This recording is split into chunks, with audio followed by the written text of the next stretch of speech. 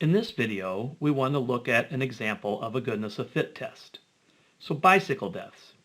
A researcher wanted to determine whether bicycle deaths were uniformly distributed over the days of the week.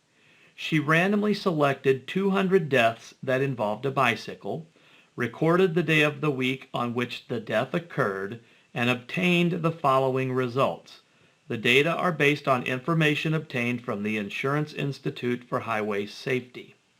So we can see the distribution here. These are the observed data. These are the observed counts. So is there reason to believe that bicycle fatalities occur with equal frequency with respect to day of the week at the alpha equals 0.05 level of significance? So in other words, is it just as likely that there will be a bicycle death on a Sunday as on a Monday as on a Tuesday and so on? Are bicycle deaths uniformly distributed? So that's what we are testing. So our null hypothesis is going to be that bicycle fatalities are uniformly distributed. So bicycle deaths are uniformly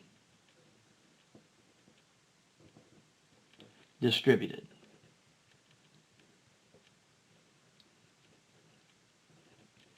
And our alternative hypothesis will be that bicycle deaths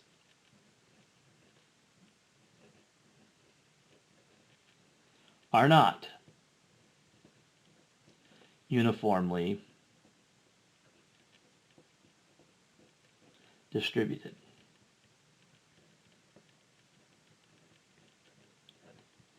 Now in this case, uniformly distributed means that since there are 7 days of the week, 1/7 of bicycle deaths occur on Sunday, 1/7 on Monday, 1/7 on Tuesday, and so on. So we're supposed to use an alpha equals 0.05 level of significance for our goodness of fit test. Now, so we need to figure out what the expected frequencies are going to be.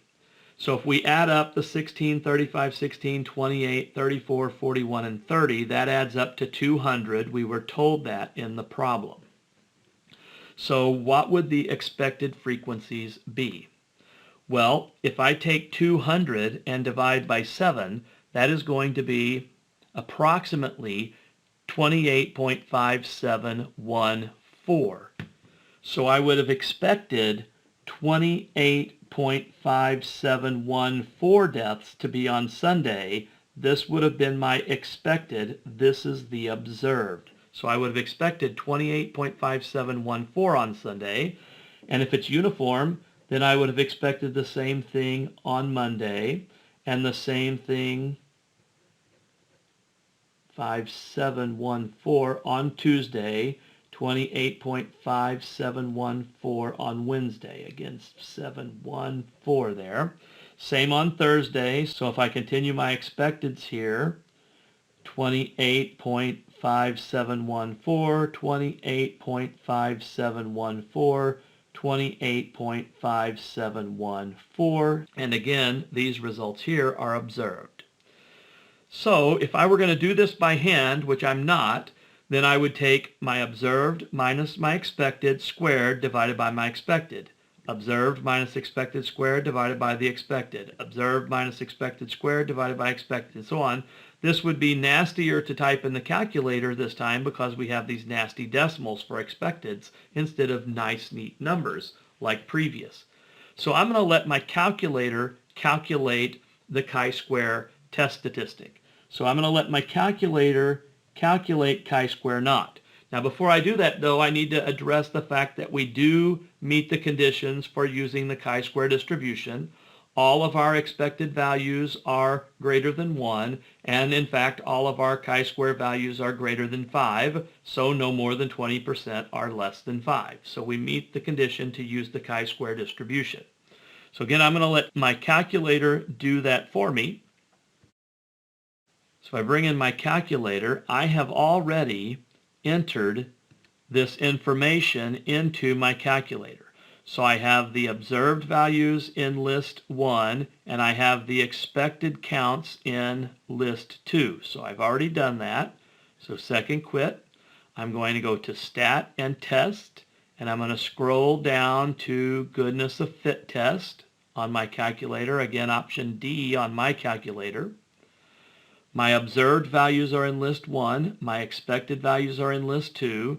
This time, though, we have 6 degrees of freedom because we have 7 days of the week, 7 categories, so 7 minus 1 is 6 degrees of freedom. And if I calculate, then my chi-square value is 19.03.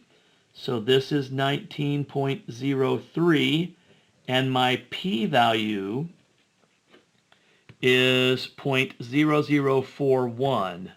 So my p-value 0.0041. So if I use the classical approach, then I'm going to need to determine my critical value. So again, I have, in this case, 6 degrees of freedom. We have a chi-square distribution, zeros over here. This area in the right tail would be alpha equals 0.05. So if I bring in my chi-square table, we have 6 degrees of freedom, so I'm going to use that row, and I'm going to go over to the 0.05 column. So that critical value is 12.592. So this value here is 12.592. Our test statistic, 19.03, will fall to the right of that, 19.03. So we will reject the null hypothesis. Now, if I want to use the p-value approach, again, the calculator told me the p-value is 0.0041. That is less than 0.05, so that also tells me to reject the null hypothesis. So the question was, is there reason to believe that bicycle fatalities occur with equal frequency with respect to the day of the week at the 0.05 level of significance?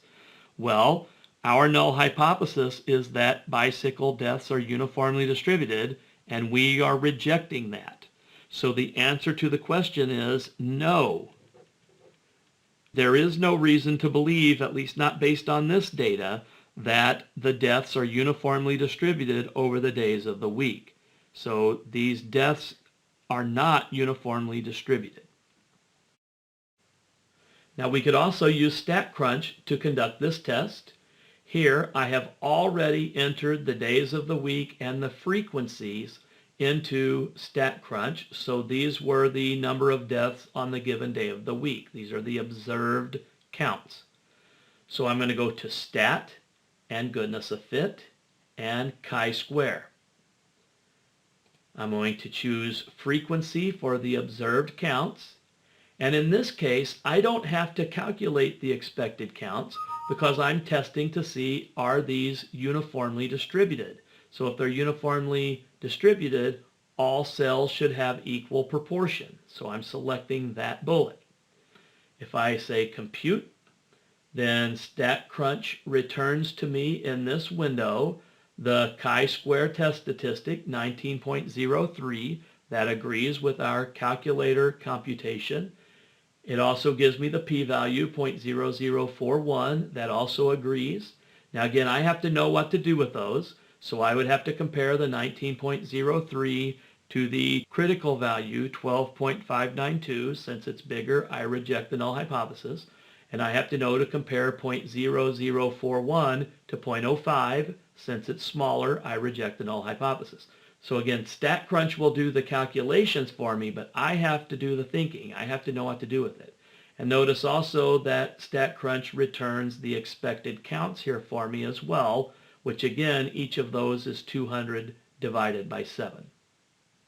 So we can conduct this test. In this particular case, it does not appear that the bicycle deaths are uniformly distributed.